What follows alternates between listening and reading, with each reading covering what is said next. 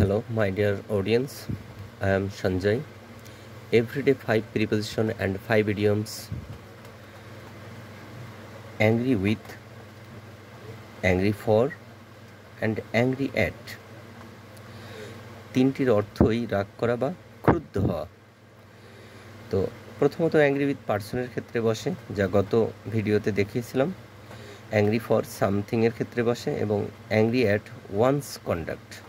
অর্থাৎ সাধারণত আমরা জানি ওয়ান্সের জায়গায় সবসময় প্রোনাউন হিজ বসে বা পসেসিভ হিসেবে বসে। তো ওয়ান্স কন্ডাক্ট আচরণের ক্ষেত্রে, I am angry at your conduct, আমি তোমার আচরণে ক্রুদ্ধ বা রাগান্বিত। অ্যানয়েড উইথ এ পার্সনের ক্ষেত্রে বসে এবং অ্যানয়েড ফর সামথিংয়ের ক্ষেত্রে বসে। তো এই টাইপের প্রিপোজিশনগুলো সাধারণত একটি সেন্টেন্সে বিদ্যমান থাকে। Annoyed with and annoyed for. I was annoyed with him for being late. দেরি হয় আমি তার উপর বিরক্ত, দেরি হয় আমি তার উপর বিরক্ত ছিলাম। অ্যাংশাস অ্যাবাউট এবং ফর উদ্বিগ্ন। I am anxious for your health, he is anxious about getting a job. আমি তার স্বাস্থ্যের জন্য উদ্বিগ্ন বা স্বাস্থ্যের প্রতি উদ্বিগ্ন। সে বা তিনি চাকরির ব্যাপারে চিন্তিত বা উদ্বিগ্ন। ডিফার ফ্রম ভিন্নরূপ হওয়া। This thing differs from that.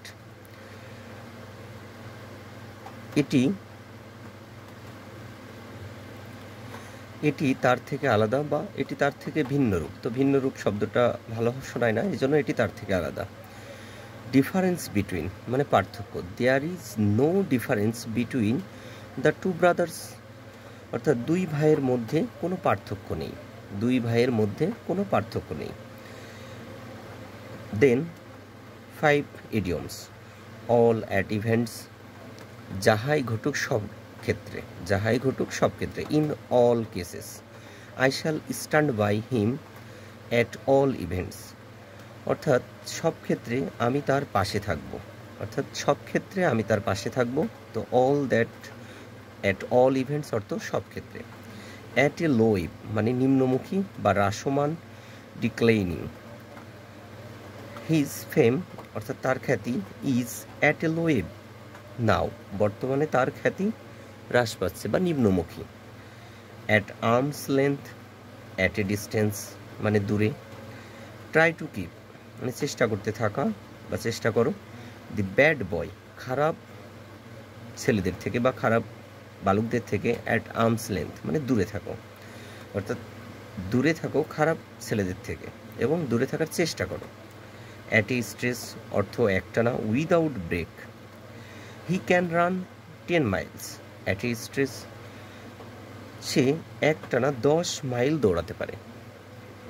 At বে মানে কোণঠাসা, কোণঠাসা মানে কোনো জায়গায় লুকায়ে থাকা বা ঝাপটি মেরে থাকা।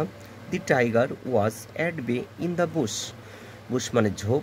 তো বাঘটি ঝোপের আড়ালে কি ঘাপটি মেরেছিল বা লুকিয়ে ছিল, এই অর্থে ব্যবহার করা হয়েছে। Thank you.